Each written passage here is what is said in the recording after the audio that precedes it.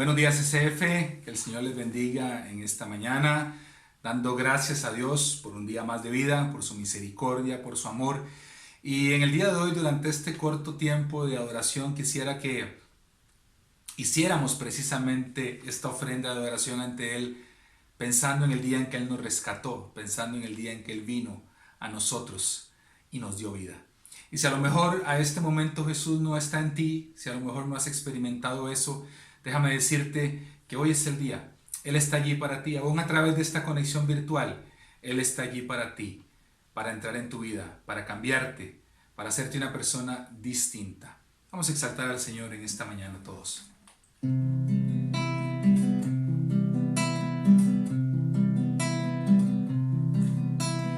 Vine a adorar a Dios. Vine a adorar a Dios.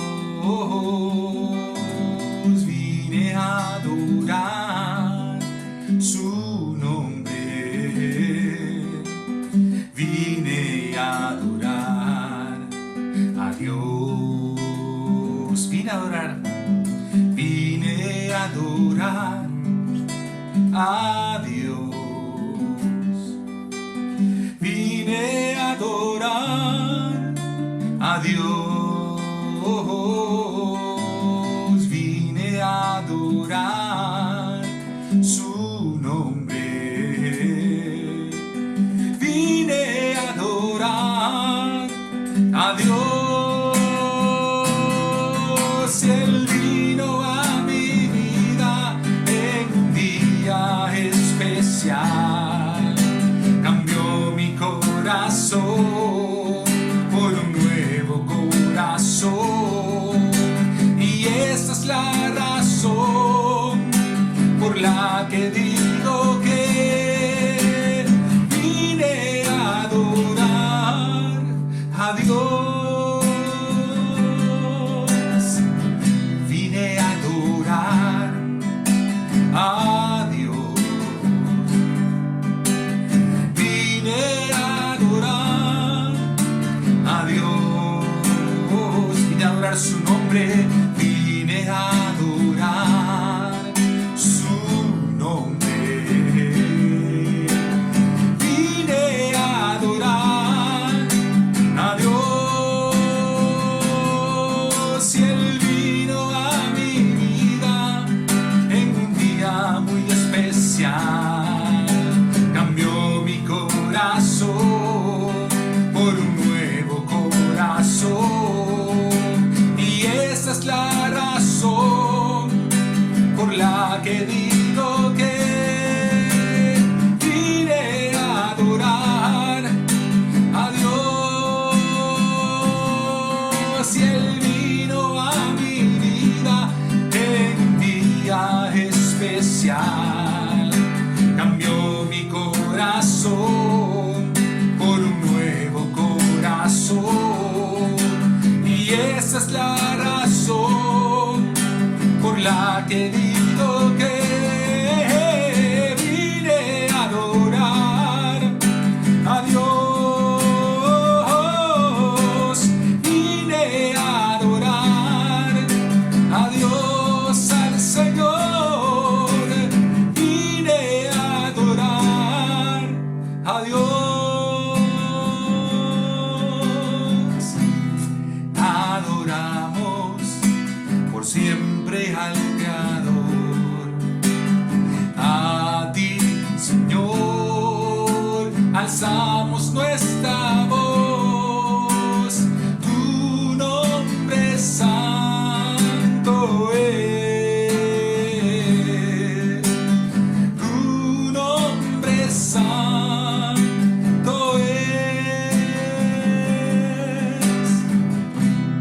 Adoramos por siempre al Creador, a ti, Señor, a ti, Señor, alzamos nuestra voz. Tu nombre santo es. Tu nombre santo es.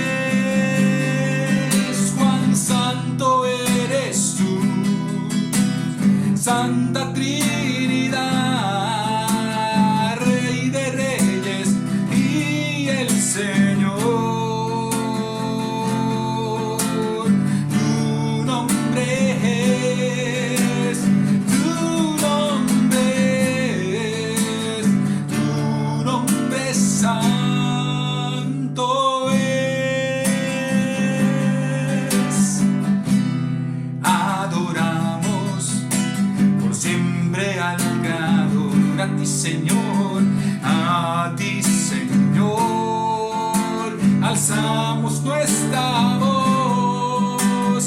Tu nombre santo es, tu nombre santo es. Diga él, cuán santo eres tú, Santa Trinidad, Rey de Reyes y el Señor. Tu nombre es, tu nombre es, tu nombre es santo es. Cuán santo eres tú, Santa Trinidad, de Rey de Reyes y el Señor. Tu nombre es, tu nombre es, tu nombre es santo es, tu nombre es, tu nombre es, tu nombre santo es.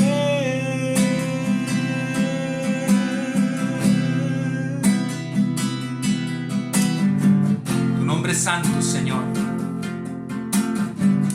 Tu nombre es exaltado sobre todo, Dios.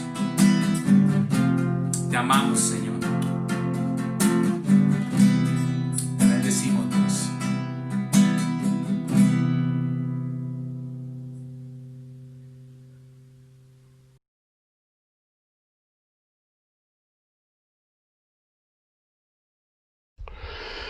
Buenos días, ¿cómo están? Qué bueno volvernos a encontrar, qué bueno volvernos a ver. Ya último domingo de noviembre, se fue noviembre y lo más sabroso es que llegan los tamalitos, ¿verdad? Y esperamos, esta vez no puedo decir, esperamos invitación para ir a tomar café con tamal a su casa. Pero ahí está Globo y está Uber y pueden otros invitarnos de alguna otra manera. Algo se nos ocurrirá para la fiesta y para los tamalitos de diciembre. Pero qué bueno que han estado bien. Qué lindo saber que usted está ahí conectado y puede tomar el tiempo para aprender más de la palabra. Estamos por la cuarta señal o la cuarta señal de la serie que empezamos sobre supremacía absoluta. Jesús, supremacía absoluta. Y hasta hoy hemos hablado sobre que Jesús tiene poder sobre el tiempo, sobre la calidad, sobre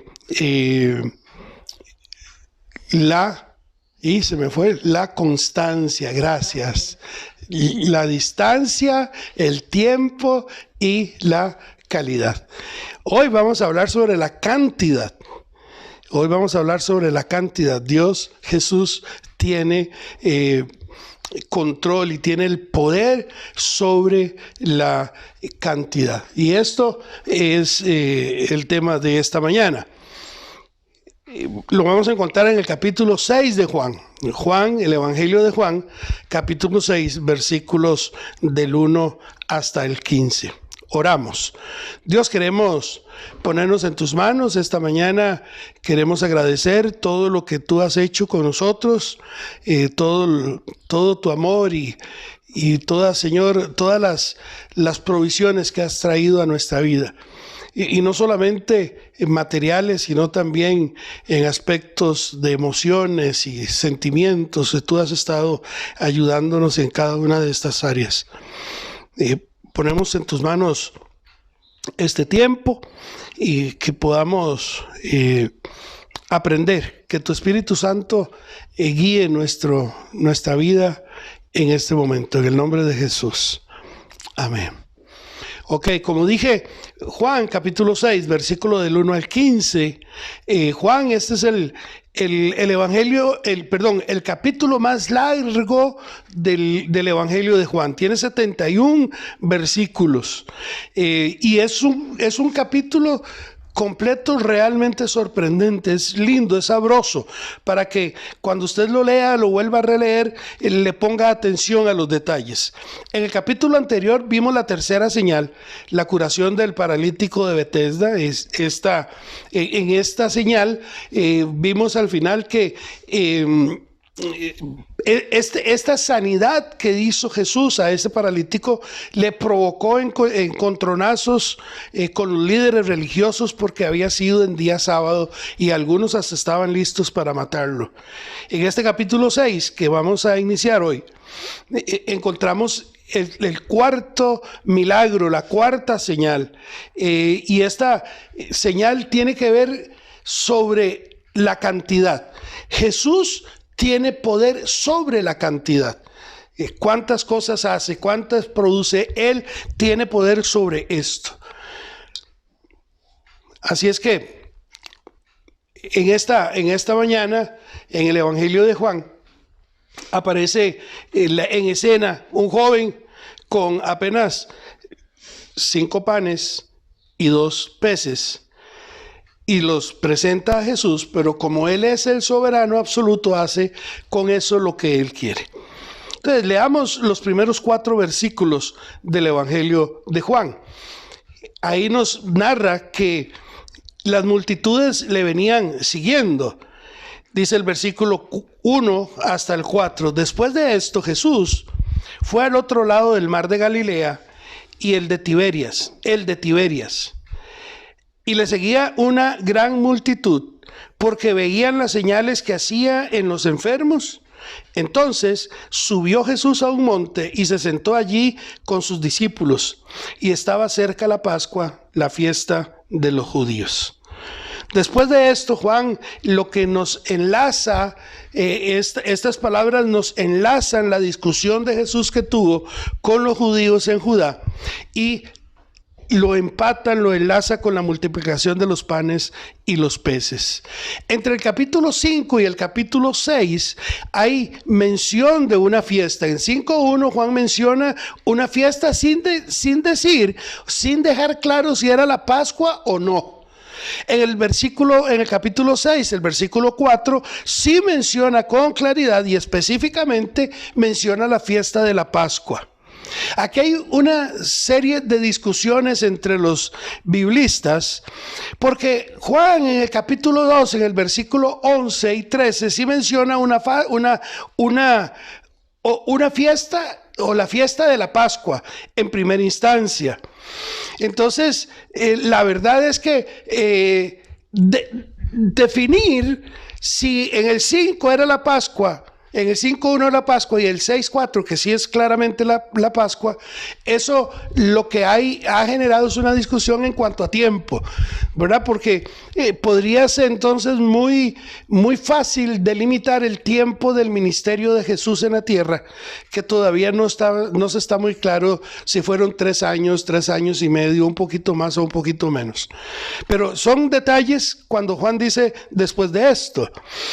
También podemos ver que hay una diferencia geográfica, una diferencia de distancia entre el capítulo 5 y el capítulo 6, ¿verdad? Porque en uno está en un lugar en Galilea, el otro está en Jerusalén, y entre ambos pueblos, entre ambos lugares, hay una distancia no menor de 126 kilómetros.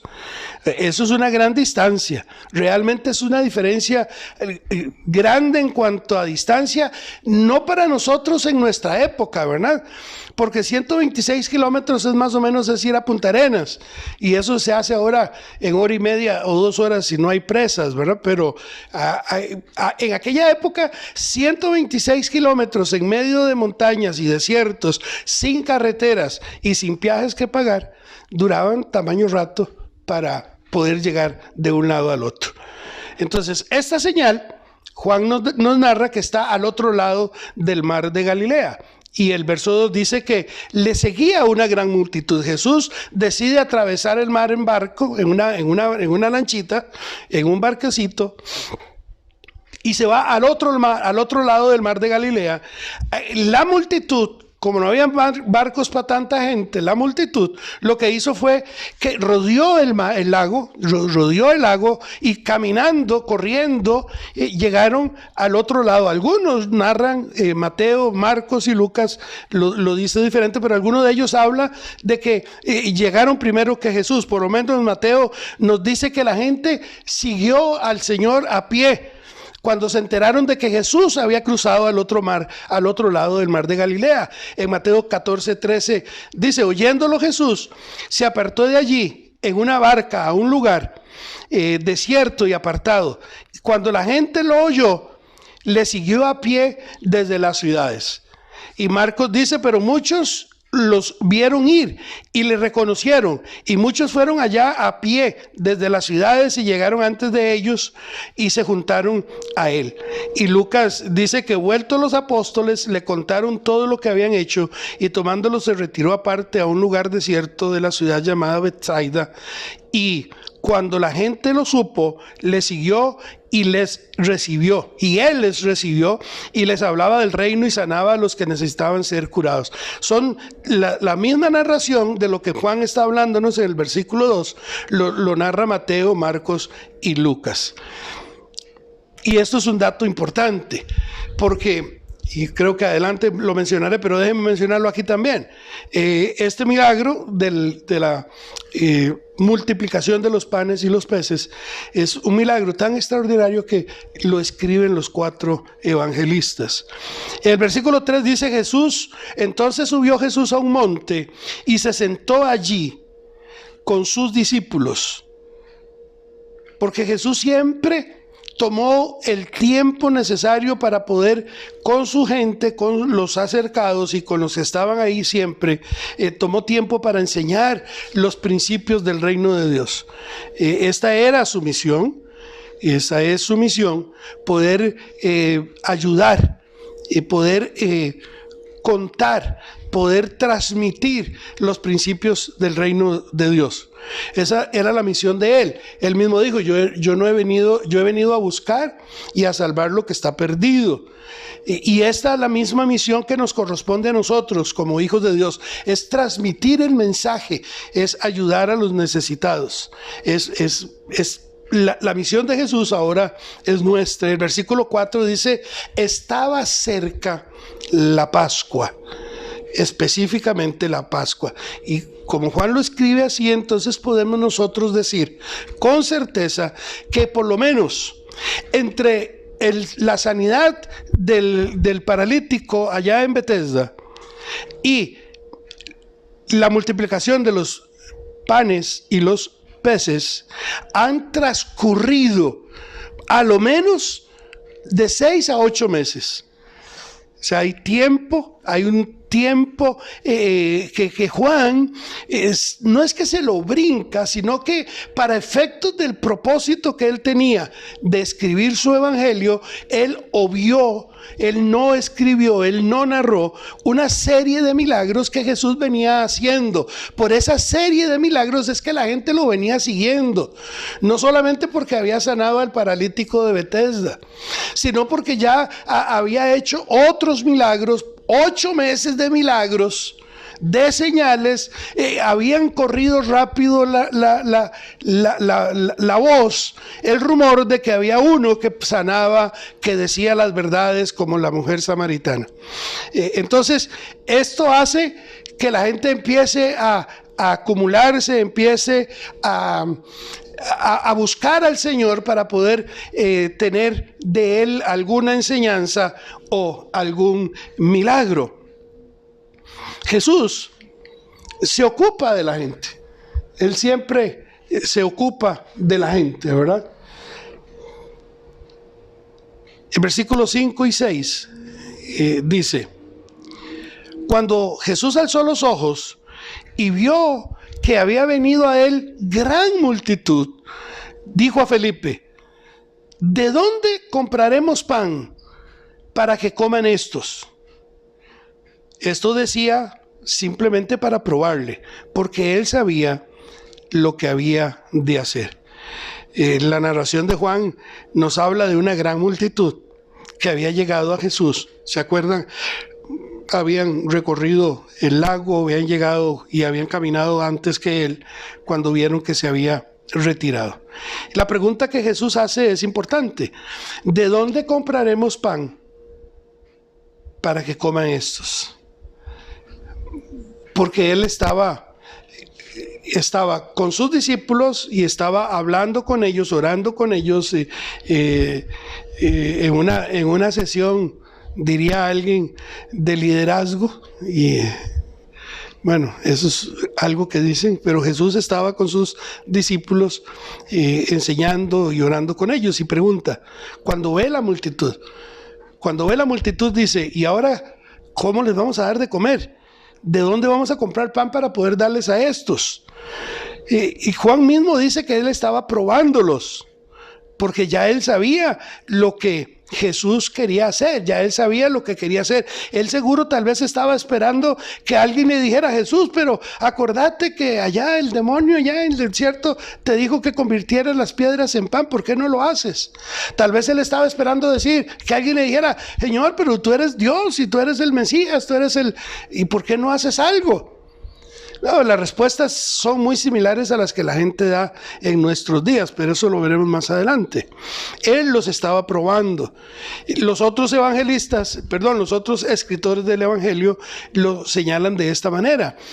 Lucas, por ejemplo, dice en Lucas 9:12, pero el día comenzaba a declinar y acercándose los 12 le dijeron, despide a la gente para que vayan a las aldeas y campos de alrededor y se alojen y encuentren alimentos, porque aquí estamos en un lugar desierto. Y él les dijo, dadle vosotros de comer. En el desierto, en la noche, sin harina, sin nada, Jesús les dice, denle ustedes de comer.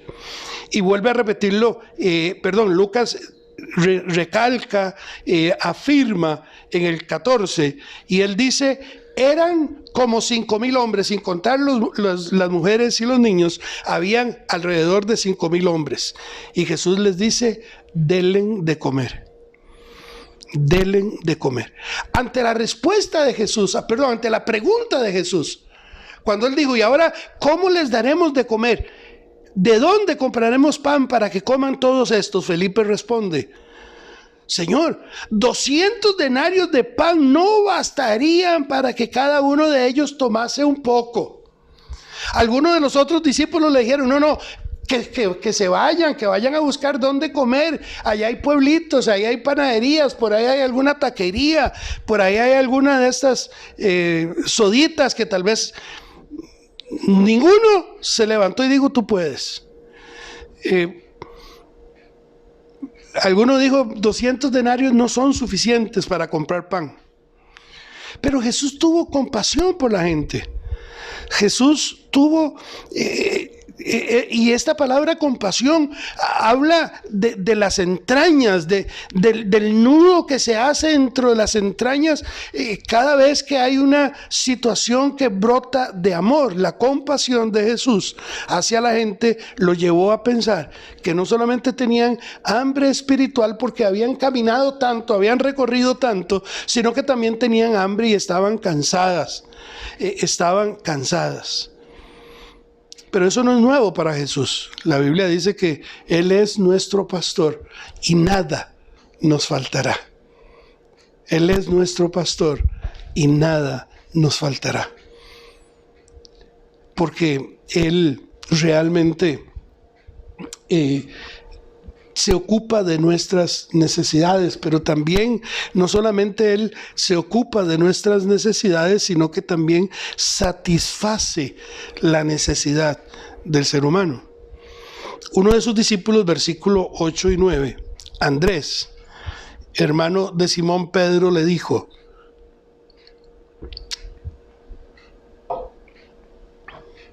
aquí está un muchacho que tiene 5 panes de cebada y 2 pececillos.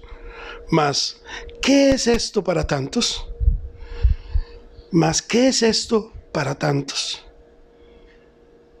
Cuando Andrés ve este joven que no sabemos de dónde salió, ¿verdad?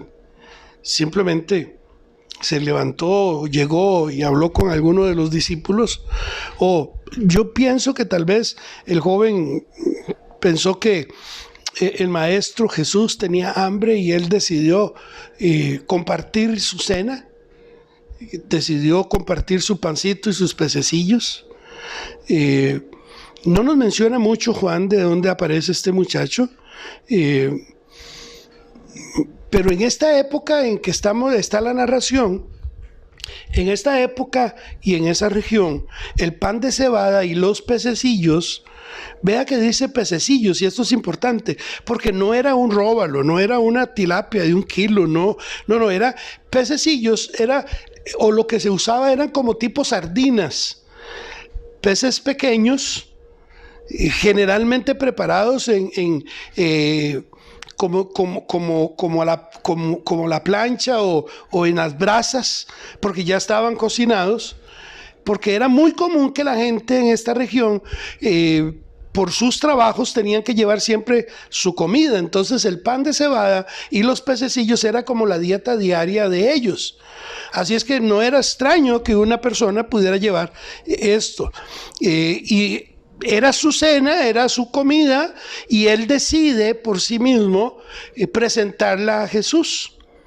Decirle, aquí hay 5 panes, 2 peces, ¿de qué podemos hacer? Y si quieres, más bien pienso yo, esto es mi pensamiento personal, que la idea tal vez del muchacho era, Jesús, ¿quieres que lo compartamos? O al final, ¿quieres que tú te los comes? Si quieres te los comes, yo aguanto hambre.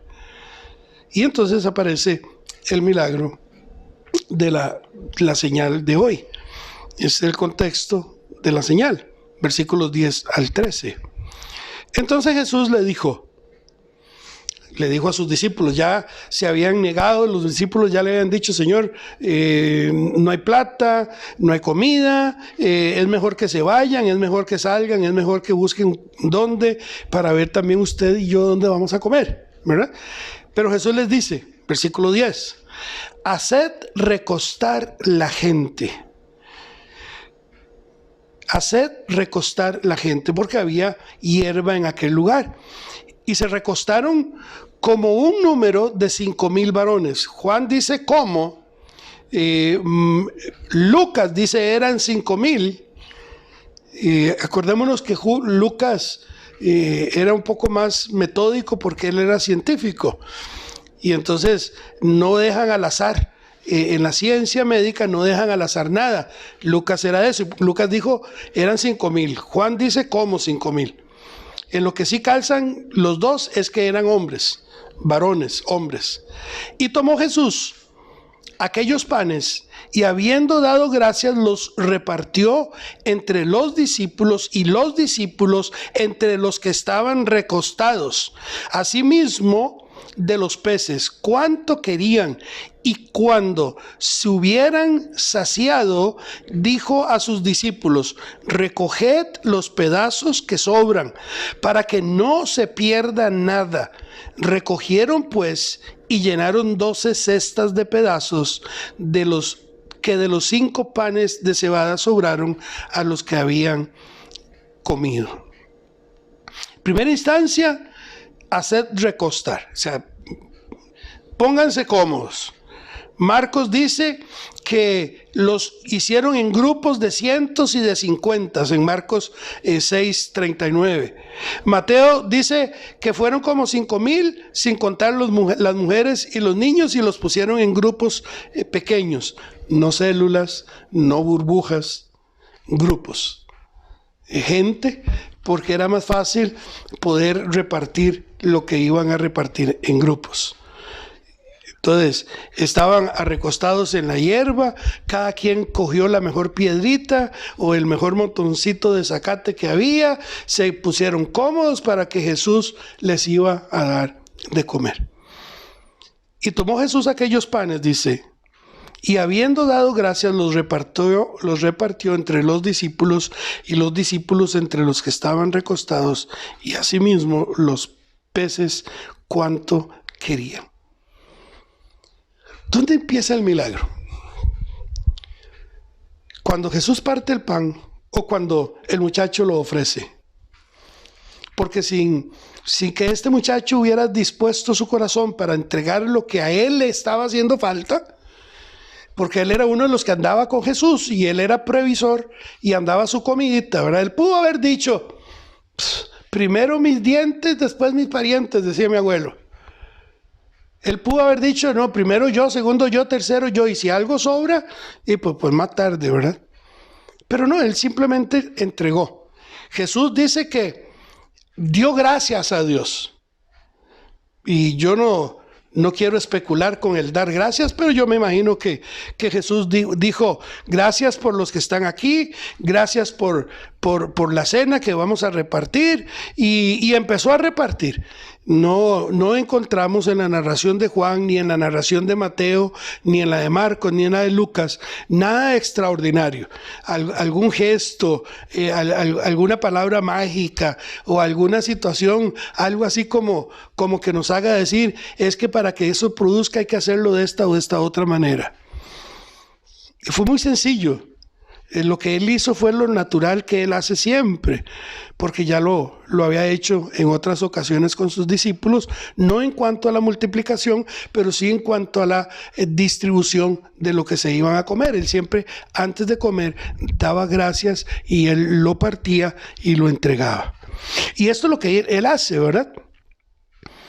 Él dio gracias, partió el pan, habían 5, se los partió a la mitad, quiere decir que salieron 10, y habían 2, quiere decir que salieron 4, y siguió partiendo, y siguió partiendo, y siguió entregando, y ellos simplemente cogieron los panes y los peces, y hicieron lo mismo, lo partieron y lo entregaron, lo partieron y lo entregaron, hasta, dice Juan, hasta saciarse,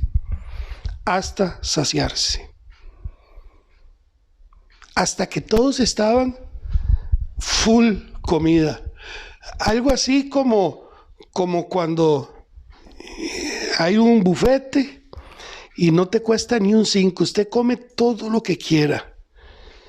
O algo cuando es algo bien, algún tipo de comida donde usted no tiene que pagar nada. Por si mañana no hay, alguno debe haber pensado, por si mañana no hay, aquí es dándole al diente. Dice que comieron hasta saciarse, y el término saciarse nos indica hasta que se llenaron la panza. Algunos tenían más que llenar que otros. Y saciarse. Estaban, como decimos, o por lo menos yo lo digo, estaban hasta aquí o hasta aquí. Casi nada. Jesús en esta señal nos muestra que para él la cantidad, como usted y yo la conocemos, para él no es lo mismo. Para él 2 por 2 pueden ser 4, pueden ser 6, pueden ser 20, puede ser el infinito. Porque para él la cantidad no tiene límite. Y lo prueba hasta el día de hoy.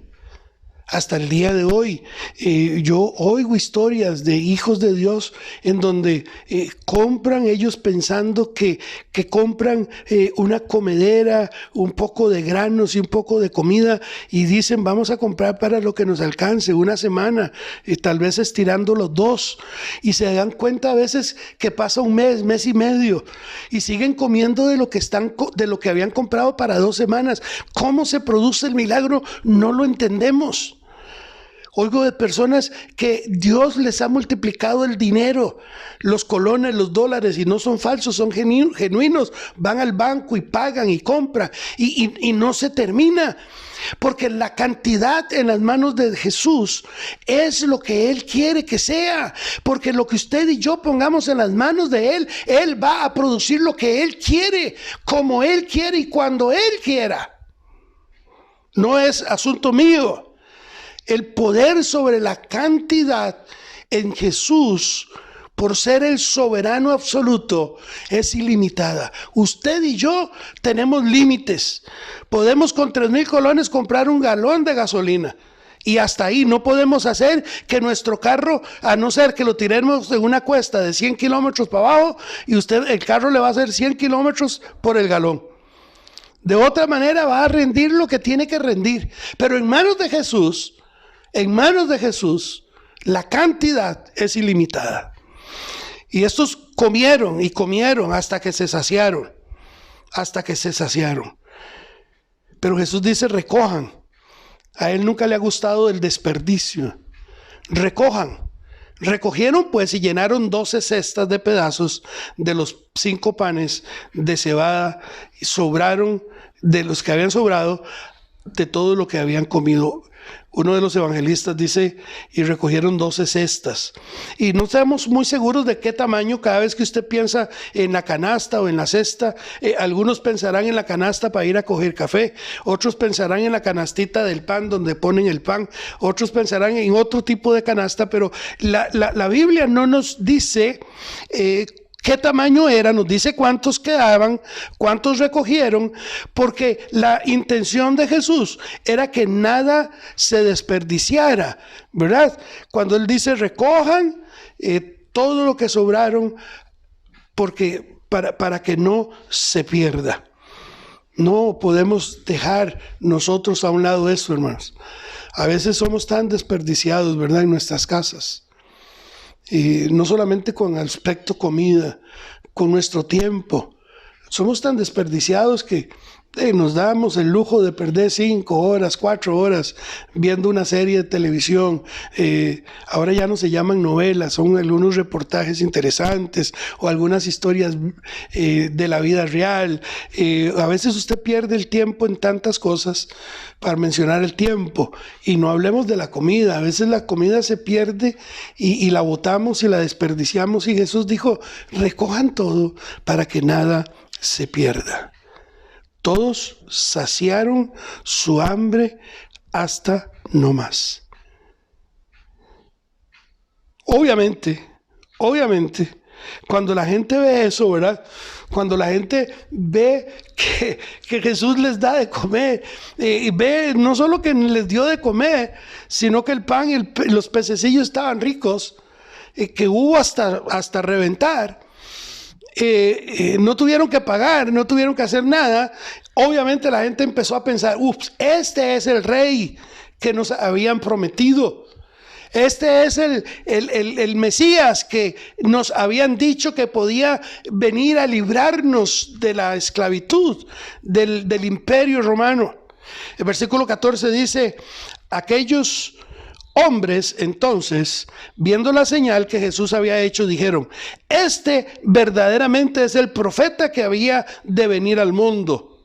Pero entendiendo Jesús que iban a venir para apoderarse de él y hacerle rey, volvió a retirarse al monte él solo.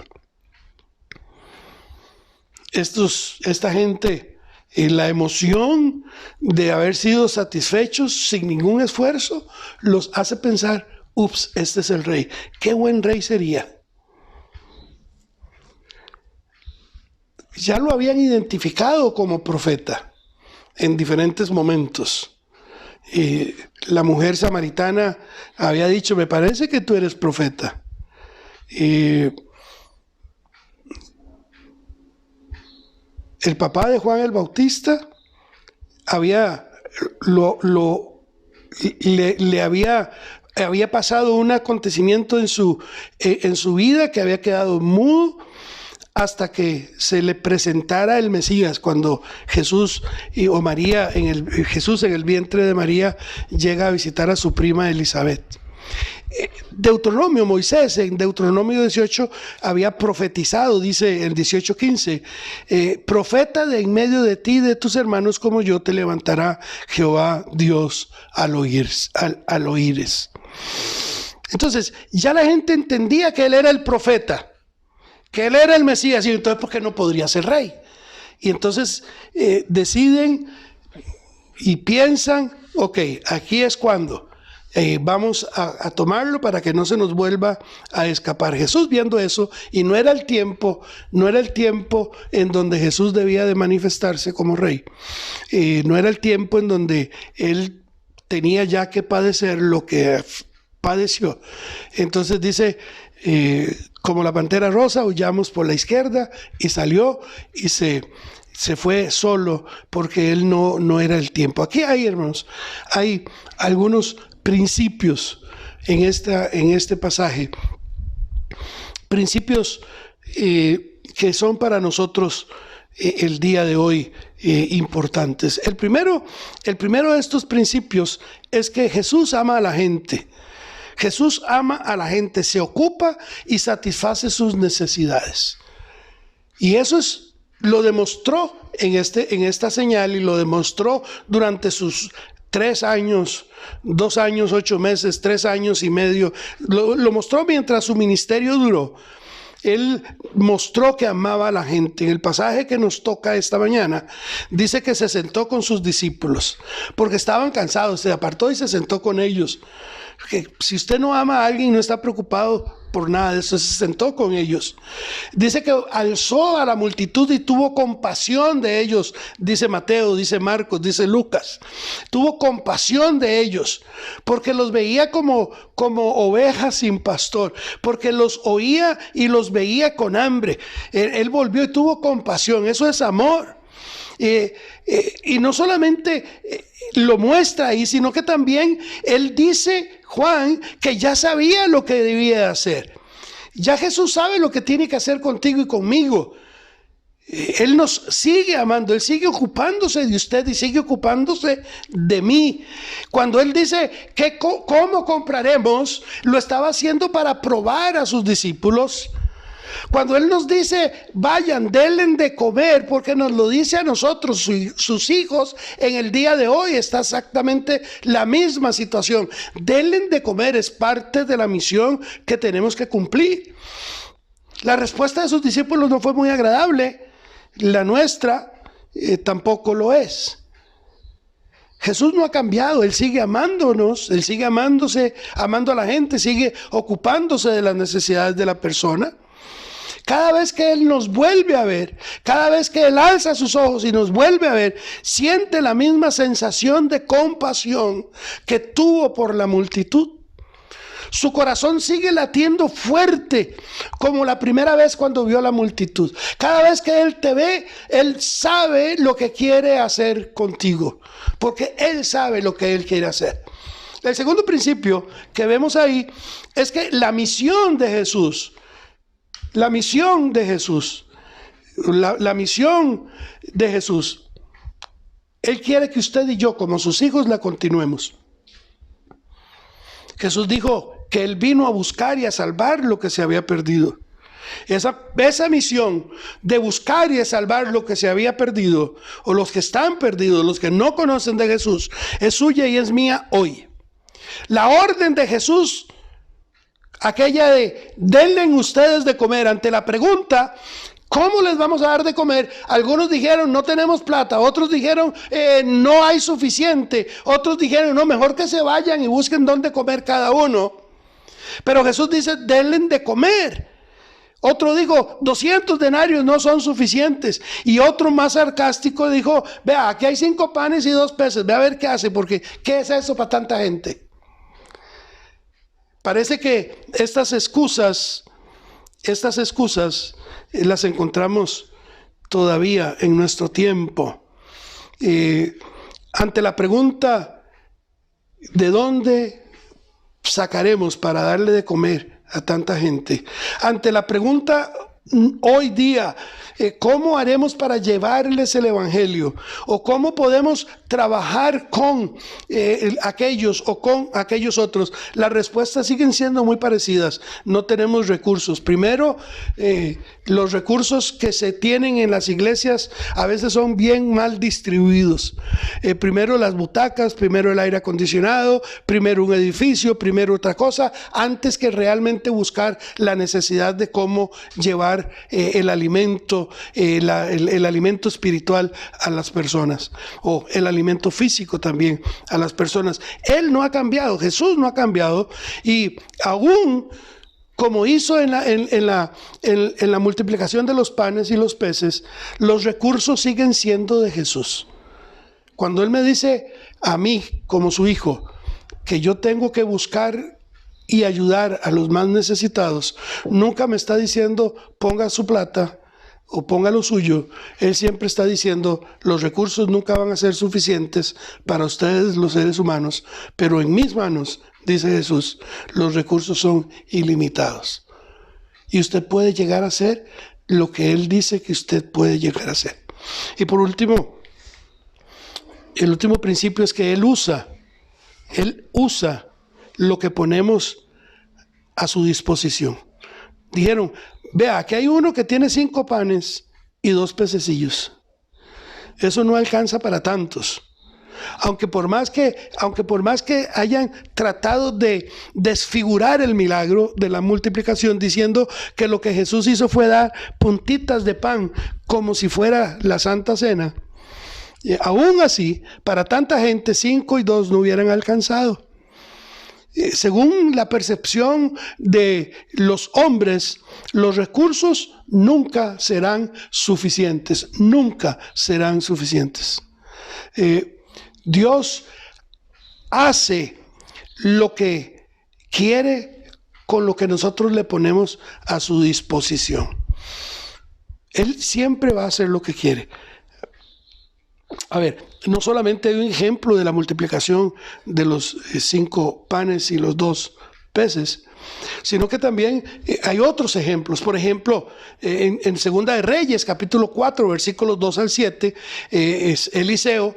Llega una viuda, la viuda de un profeta, que la estaban amenazando los acreedores de su esposo que había muerto, y estaban amenazándole a ella y a sus hijos, y ya no tenían nada que comer. Y esta llega a donde Eliseo y le dice, ¿qué haré yo? Declárame qué tienes en casa, le dice Eliseo, cuando ella se queja, ¿verdad?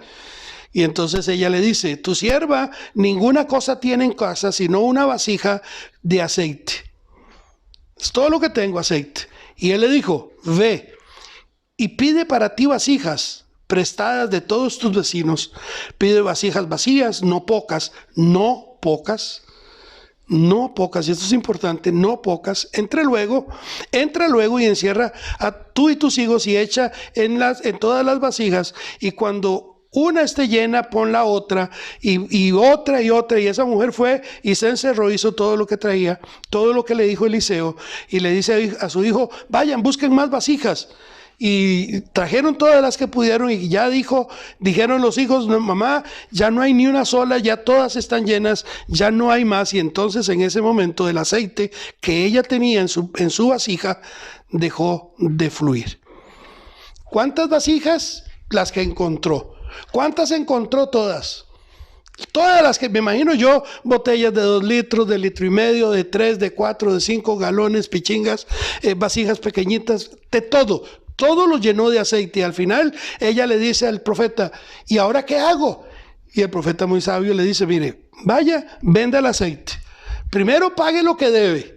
Porque a veces Dios nos provee para que nosotros paguemos lo que debemos, pero vivillos, hacemos arreglos de pago y toda la cosa y no pagamos, ¿verdad? Simplemente seguimos porque creemos que Dios puede. Dice el profeta, vaya, páguele primero a tus acreedores, y tú y tus hijos vivan de lo que quede.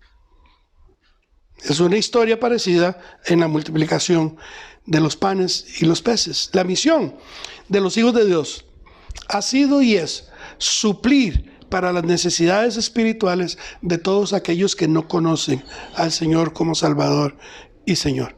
Esa es nuestra misión.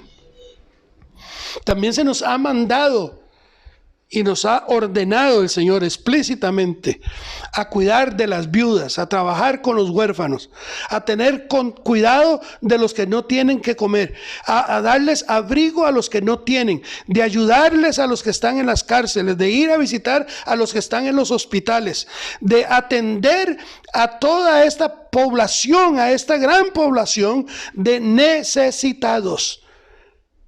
Esa es nuestra tarea. Vayan, dice Jesús, denle ustedes de comer. Y al final fue lo que los discípulos hicieron. Jesús partió el pan, lo bendijo, lo partió y se lo dio a los discípulos. Y los discípulos fueron persona por persona dándoles de comer hasta que todos se habían saciado.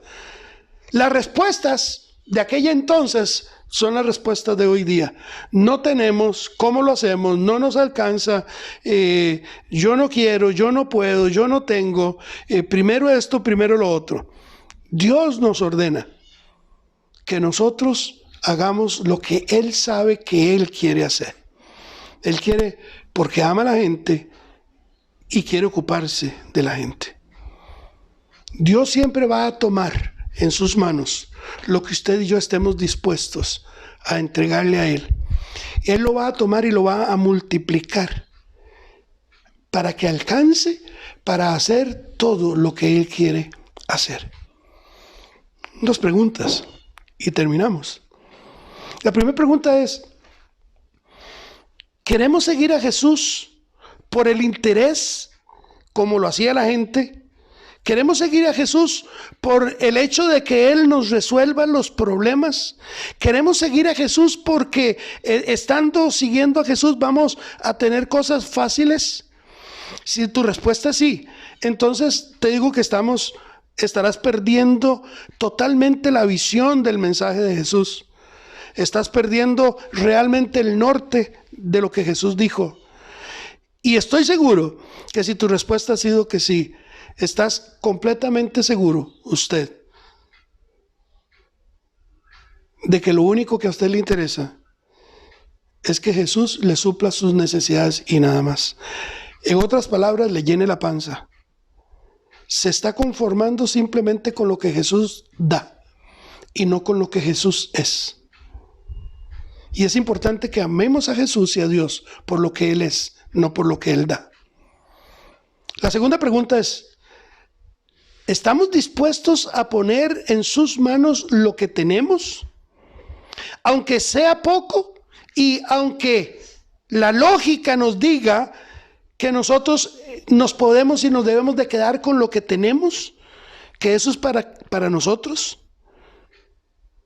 Repito, ¿estás dispuesto a poner en manos de Jesús lo que tienes, aunque sea poco? Aunque sea más lógico que te quedes con eso para ti mismo. Si la respuesta es sí, entonces Jesús hará posible que haya para todos y aún que sobre. Y cuando hablo de todos, hablo también de ti. Cuando tú estás dispuesto a entregar lo único que tienes, como la viuda, Dios está siempre dispuesto a multiplicar hasta que sacie. No es que le doy para que me dé, es que hay un acto de sacrificio primero en donde yo doy aún lo que sería lógico que yo me dé. Que como hijos de Dios necesitamos que Jesús, déjeme replantearlo, como hijos de Dios necesitamos más a Jesús, no desde la perspectiva solo como que nos salvó y perdonó nuestros pecados. Necesitamos más a Jesús, no solo desde la perspectiva de que en Él tenemos vida eterna, sino también necesitamos más a Jesús, entendiendo que Él tiene cuidado de sus hijos y que Él vela y se ocupa de cada uno de sus hijos. Usted y yo, como hijos de Dios, tenemos bien claro de que Él sabe lo que quiere hacer. Él sí sabe lo que quiere hacer con tu vida y con la mía. Él sí sabe lo que quiere hacer con la iglesia donde estamos. Él sí sabe lo que quiere hacer con cada uno de nosotros. Simplemente debemos dejarlo actuar. Los recursos que usted tiene no son suyos, son de Él. Él te los dio para que tú se los devuelvas y Él los multiplique, porque la cantidad en las manos de Jesús no es lo mismo que en tus manos o en las mías. Dios, queremos agradecerte en esta mañana. Haznos reflexionar acerca de lo que podemos entregarte a ti para que tú lo multipliques, porque yo sí estoy claro de que tú sí sabes qué es lo que quieres hacer. En medio de toda esta situación difícil que vivimos, tú sí sabes qué hacer. Tú sí sabes qué hacer. Hemos orado por los que necesitan, Señor. Tú los conoces y les has suplido y vas a seguir supliendo. Ayúdanos, como tus hijos, a buscar a los que nos rodean para darles, para ayudarles, para bendecirlos, para guiarlos a ti, para proveer lo que ellos también están necesitando. Te damos a ti la gloria y la honra en el nombre de Jesús. Amén. Amén. Les recuerdo que somos Comunidad Cristiana CCF. Estamos en la comunidad de Barrio Nuevo, en Tejar. Al pie tienes toda nuestra información. Si quieres comunicarte con nosotros, estamos listos para ayudarte y bendecirte. Dios te guarde, Dios te bendiga. Que tengas buen día.